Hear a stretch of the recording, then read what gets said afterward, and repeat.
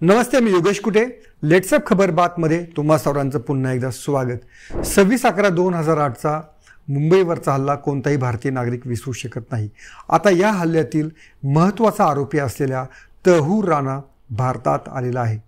भारत सरकारनं अमेरिकेशी अतिशय योग्यरित्या वाटाघाटी करून त्यानंतर त्याबाबतची योग्य कूटनीती वापरून या राणाला भारतामध्ये आणण्यामध्ये यश मिळालेलं आहे.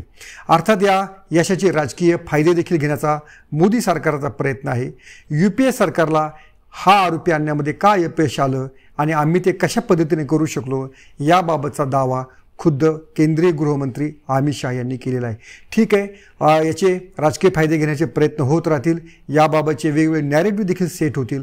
पण यातला सगळ्यात महत्त्वाचा जो मुद्दा आहे, हा जो राणा भारतामध्ये आलेला आहे त्याचा आणि मुंबई दहशतवादी हल्ल्याचा नक्की काय संबंध होता, त्याने नक्की कोणती भूमिका बजावलेली होती की तो भारतासाठी मोस्ट वॉन्टेड होता. त्याच्या प्रत्यार्पणासाठी किंवा त्याला अमेरिकेतून भारतात आणण्यासाठी इतके प्रयत्न का करावे लागले याबाबतचा लेखाजोखा आपण आजच्या खबरबातच्या व्हिडिओमध्ये घेऊ. सगळ्यात महत्त्वाचा हा जो तहूर राणा आहे हा कॅनडाचा नागरिक आहे. हा मूळतः पाकिस्तानचाच आहे. एवढंच नव्हे तर त्यांनी पाकिस्तानी लष्करामध्ये डॉक्टर म्हणून देखील सेवा केलेली आहे. म्हणजे त्याने डॉक्टरकीचं शिक्षण घेतलेलं आहे. त्याच्या पत्नीनं देखील शिक्षण डॉक्टरकीचं म्हणून घेतलेलं होतं. पाकिस्तानी लष्करामध्ये कॅप्टन पदापर्यंत तो पोहोचलेला होता. त्यानंतर तो कॅनडामध्ये गेला आणि कॅनडामध्ये स्थायिक झाला. कॅनडामध्ये गेल्यानंतर काही वर्षानंतर तो शिकागोमध्ये आला. म्हणजे शिकागोमध्ये त्यानं व्हिजा पुरवणारी किंवा एक परदेश दौऱ्यासाठी मदत करणारी इंटिग्रेटेड इमिग्रेशन सर्व्हिस ती त्याने सुरू केलेली होती. आता हा जो राणा होता, हा राणा मुंबई हल्ल्यातील मास्टर माइंड डेव्हिड हेडलीचा वर्गमित्र होता. आणि डेव्हिड हेडली हाच या सगळ्या मुंबई हल्ल्याचा सूत्रधार असल्याचं नंतर स्पष्ट झालेलं होतं. त्याबाबत त्याचं FBI म्हणजे अमेरिकन चौकशी संस्थेने देखील त्याचा जबाब नोंदवलेला होता.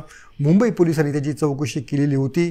राणा आणि हेडली या दोघांचे अनेक संभाषणं पोलिसांना मिळालेली होती आणि त्यातनंच राणाचा रोल हा अधिक स्पष्ट होत गेला. त्याच्याबद्दल अधिक माहिती मिळत गेली. तर सगळ्यात महत्त्वाचं काय होतं की तो जेव्हा मुंबईमध्ये आलेला होता तर डेव्हिड हेडली, तर त्या डेव्हिड हेडलीला मुंबईमध्ये रेकी करण्यासाठी या राणाने मदत केलेली होती. म्हणजे छत्रपती शिवाजी टर्मिनस असू द्या, ताजमहाल हॉटेल असू द्या, ओबेराय ट्रायडंट हॉटेल असू द्या, नरिमन हाऊस या ठिकाणी हेडलीला त्यानं पोहोचवण्यासाठी मदत केलेली होती. तसेच या ठिकाणची माहिती देखील गोळा करून देण्याचं काम राणानं हे हेडलीला दिलेलं होतं. तो हल्ल्याच्या जवळपास 15 दिवस आधीपासून 6 महिने तो भारतामध्ये राहत होता. पवईमध्ये त्यानं एक हॉटेल घेतलेलं होतं आणि तेथूनच तो सगळी माहिती हेडलीला देत होता. हेडलीनं अनेक बनावट पासपोर्ट तयार केलेले होते आणि हे बनावट पासपोर्ट देखील करून देण्याचं काम या राणानं केलेलं होतं. सगळ्यात महत्त्वाची जी गोष्ट आहे, आधी म्हटलं त्या पद्धतीनं राणा हा पाकिस्तानी लष्करामध्ये सर्व्हिसला होता. त्यामुळं या हल्ल्याची जी मुख्य सूत्रधार संघटना आहे लष्कर-ए-तय्यबा, या लष्कर-ए-तय्यबाच्या अनेक शीर्षस्थ प्रमुख नेत्यांच्या संपर्कामध्ये तो होता. तसेच पाकिस्तानची जी गुप्तहेर संघटना आहे ISI तिच्याशी देखील त्यानं हात मिळवणी केलेली होती किंवा ISIचा एजंट म्हणूनच तो काम पाहत होता. तर मुंबई पोलिसांना जी माहिती हेडलीच्या जबाबातनं मिळालेली होती, तर या हल्ल्याची जी ब्ल्यूप्रिंट तयार केलेली होती ती हेडलीनं राणाच्या मदतीनंच तयार केलेली होती. आणि मग तेथूनच जे 10 दहशतवादी मुंबईमध्ये शिरलेले होते त्या दहशतवाद्यांना हल्ला करण्यासाठी योग्य ते ठिकाणं निवडण्यासाठी या दोघांनी सगळी मदत केलेली होती. आणि त्यामुळेच या राणाचा हेडलीच्या खालोखाल महत्त्वाचा रोल असल्याचं सिद्ध झालेलं होतं. आता याबाबत अमेरिकेमध्ये देखील राणाच्या विरोधात खटला चाललेला होता. त्या ठिकाणी त्याला 2011मध्येच तब्बल 14 वर्षांची शिक्षा झालेली होती. अर्थात ही शिक्षा झाल्यानंतर 2020मध्ये कोविडचं कारण सांगून त्याची सुटका झाली. म्हणजे प्रत्यक्षात त्यानं 9 वर्षाचीच त्याला 9 वर्षाचा तुरुंगवास झालेला होता आणि 2020मध्ये तो मुक्त झालेला होता. मुक्त झाल्यानंतर भारत सरकारनं त्याच्या प्रत्यार्पणासाठी प्रयत्न सगळे सुरू केलेले होते. त्यानुसार तो आता भारतात दाखल होत आहे. त्याच्यावरचे आरोप जर सिद्ध झाले, त्याच्याविरुद्ध योग्यरित्या खटला जर दाखल झाला, तर ज्या पद्धतीनं अजमल कसाबला फाशी झाली त्या पद्धतीनं राणाला देखील फाशी होऊ शकते.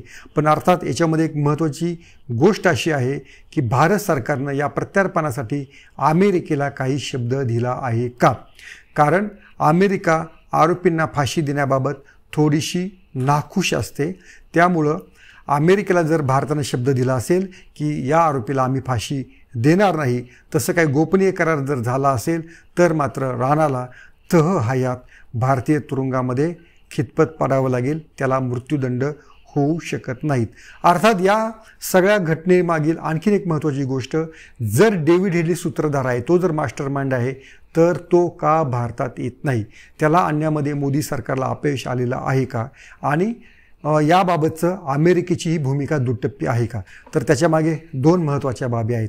एक तर तहउर राणा जो आहे तो कॅनडाचा नागरिक होता, त्यामुळं त्याचं प्रत्यार्पण करणं सोपं होतं.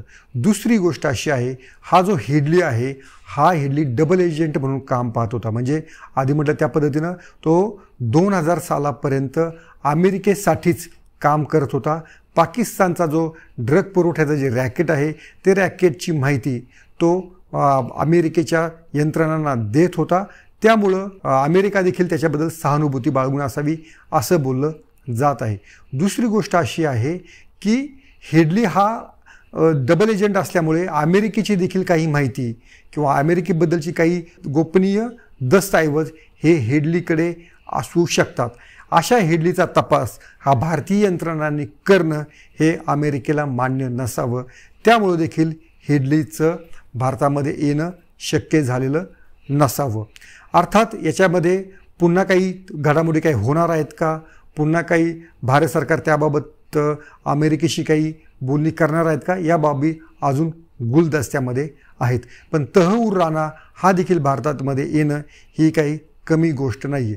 त्याच्याशी चौकशी केल्यानंतर तो लष्कर-ए तय्यबाच्या कोणकोणत्या नेत्यांशी संपर्कामध्ये होता, पाकिस्तानी लष्कर त्याला कशा प्रकारे साथ देत होतं, पाकिस्तानी लष्कराची यातली भूमिका, या सगळ्या बाबीवरती पुन्हा प्रकाशझोत पडू शकतो. पाकिस्तानला जागतिक पातळीवरती बदनाम करण्याचं किंवा पाकिस्तानचं जे भारताशी छुपयुद्ध करत आहेत ते पुन्हा जागतिक पटलावरती उघड करण्याची संधी या निमित्तानं भारताला मिळणार आहे. त्यामुळे तहउर राणा भारतामध्ये येणं हे महत्त्वाची बाब आहे. पण जर डेव्हिड हेडली आला असता तर ते आणखीन चांगलं झालं असतं, एवढं मात्र नक्की. कारण तोच या सगळ्या हल्ल्याचा सूत्रधार होता, त्यानंच हे सगळं घडून आणलेलं होतं. हाफिज सईद जो या दहशतवाद्यांना ज्यानं निवडलेलं होतं अजमल कसाबसह, त्या हाफिज सईदशी संधान साधून आणि ISIची संधान साधून डेव्हिड हेडलीने कृत्य केलेलं होतं. तहउर राणानं त्याला लॉजिस्टिक आणि बाकीचा सपोर्ट केलेला होता. त्यामुळं जर डेव्हिड हेडलीसारखा आरोपी भारतात आला असता तर त्याच्या चौकशीतनं अमेरिकेबाबतची देखील काही गुपितं ही भारतीय यंत्रणांना नक्कीच कळू शकली असती. पण ठीक आहे, राणा येत आहे आणि त्यामुळं भारतीय यंत्रणांची देखील कसब त्याच्या चौकशीमध्ये लागणार आहे आणि शेवटच्या आरोपीपर्यंत भारतीय यंत्रणा पोहोचू शकतात, हा देखील संदेश या सगळ्या घटनांमधनं दिलेला आहे. तुम्हाला काय वाटतं? तहउर राणाचं जे प्रत्यार्पण भारतामध्ये झालेलं आहे ते फक्त नरेंद्र मोदींचं यश आहे की UPA सरकार त्याच्यामध्ये कमी पडली होती?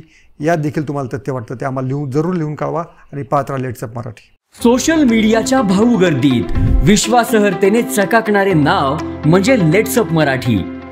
सगळ्या नागरिकांना ती स्पीच लेट्सअप वरील मुलाखती म्हणजे विचारांचा खजिना. त्यानंतरच्या निवडणुकीमध्ये मला सोडून गेले. बातम्या केवळ वस्तुस्थिती सांगणाऱ्या, न प्रोपगंडा, फक्त जनतेचा अजेंडा. क्योंकि आने वाला कल जाने वाला है, जाने वाला कल आने वाला है. राजकारण, मनोरंजन असो की क्रीडा क्षेत्र, महाराष्ट्राची स्पंदने संवेदनशीलतेने टिपणारे माध्यम म्हणजे लेट्सअप मराठी. जगासोबत एक पाऊल पुढे राहण्यासाठी लेट्सअपचे ऍप, सोशल मीडिया आणि वेबसाईट सोबत कनेक्टेड रहा.